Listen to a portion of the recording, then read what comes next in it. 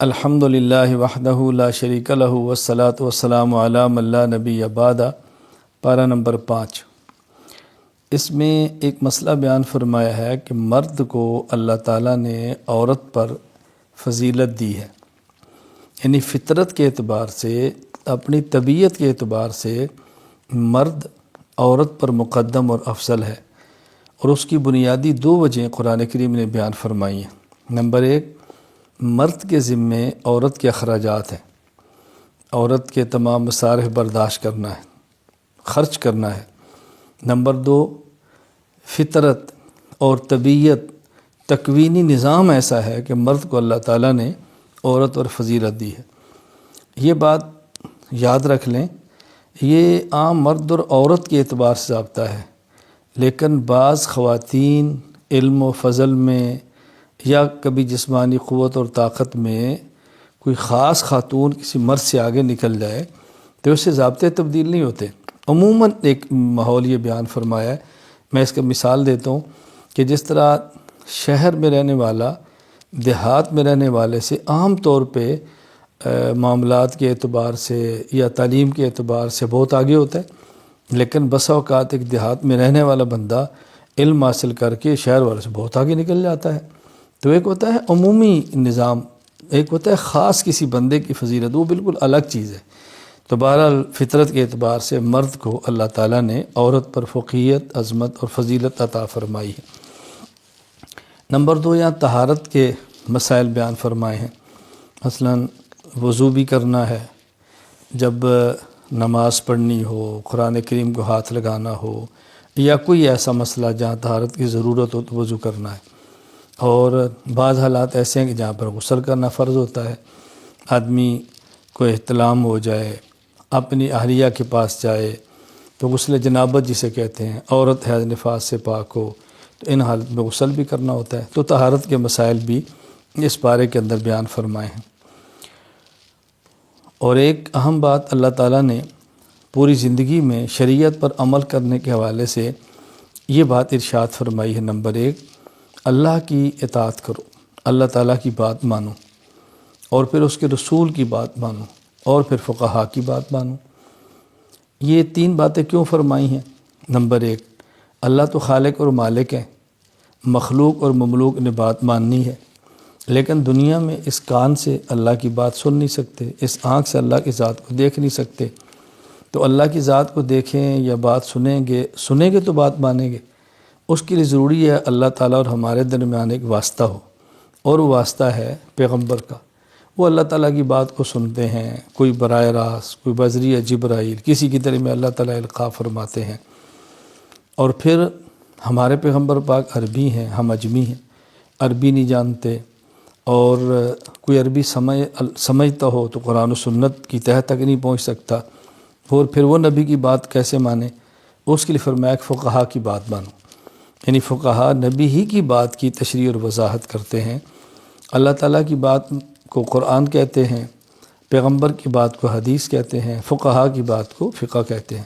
تو گویا اللہ تعالیٰ نے یہاں قرآن کریم، حدیث مبارک اور فقہ، اللہ تعالیٰ، مصطفیٰ اور فقہا تینوں کو ماننے کا حکم دیا ہے۔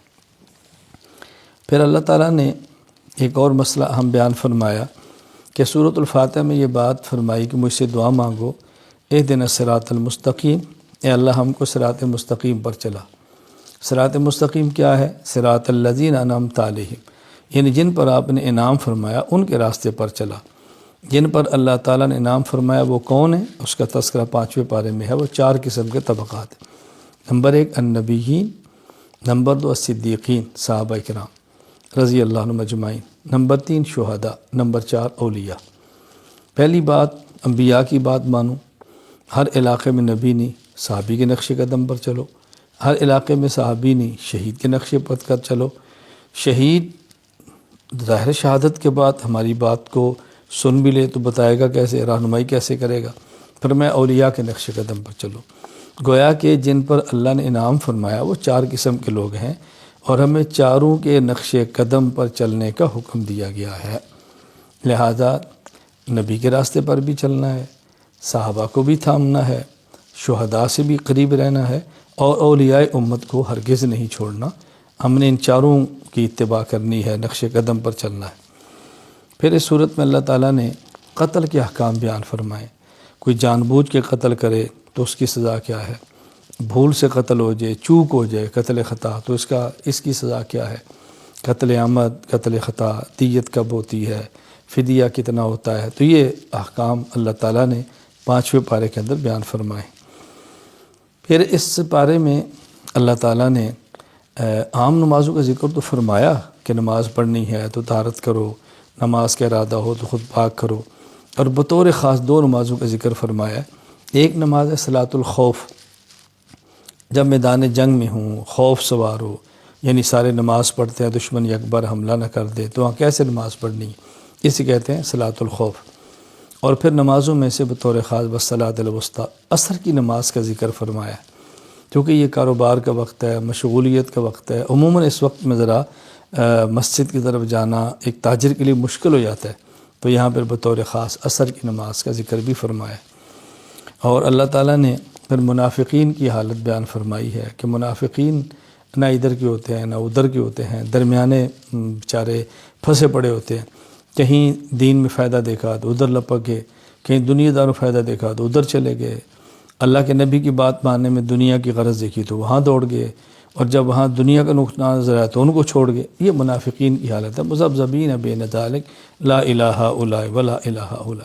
تو ہمیں ایسا نہیں ہونا چاہیے، مسلمان کو پکا ایک موقع پر رہنا چاہیے، نفع نقصان کا مالک اللہ ہے، دنیا میں کبھی بظاہر نفع بھی ہوتا ہے، کبھی بظاہر نقصان بھی ہوتا ہے، اصل نفع نقصان آخرت کا ہے۔ اور سب سے آخر میں 5ویں پارے میں اللہ تعالیٰ نے ایک بہت پیاری بات ارشاد فرمائی، ما یفعل اللہ بعذابکم ان شکرتم وآمنتم۔ دیکھو اگر تمہارا عقیدہ ٹھیک ہو، اللہ کی نعمت کا شکر کرو، اللہ تمہیں عذاب کیوں دے گا؟